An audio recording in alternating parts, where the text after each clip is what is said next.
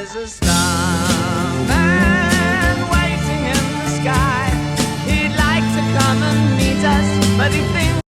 Todd here with another Port City review, this time going to 1976 for the movie The Man Who Fell to Earth. And this one for me is missed potential. I have to be honest about it.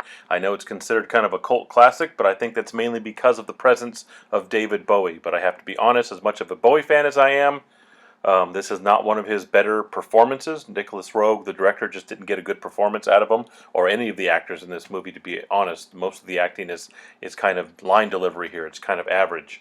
And the same can be said with the soundtrack, especially since some of the songs that are actually quite good are mismatched with the scenes that they're given. It's almost like they've got a song that would be perfect for a chase scene, but they put it during a love scene and vice versa. It's just kind of weird. Now, on paper, the plot sounds intriguing, but it's one of those types of plots that has to be handled the right way. It's about an alien who comes to Earth and secretly in order to get some of Earth's resources because his own home planet is dying.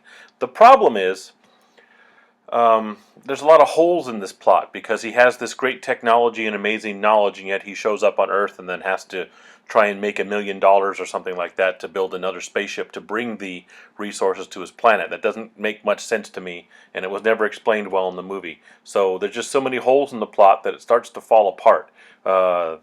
Speaking of falling apart, the alien's life finally falls apart. He's unable to really understand human emotions, so he falls victim to greed and corruption. He can't fulfill his mission, and so he himself ends up falling to the distractions of drugs, sex, and alcohol.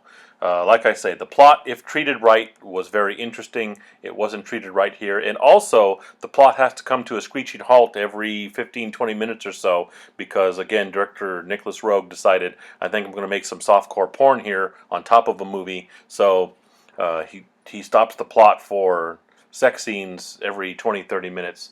So yes, this is a adults-only movie, heavy language, graphic nudity, substance abuse. I gave it a 5 out of 10. I really can't recommend it. I know it's a cult classic, but sorry, cannot recommend it. 1976 is The Man Who Fell to Earth.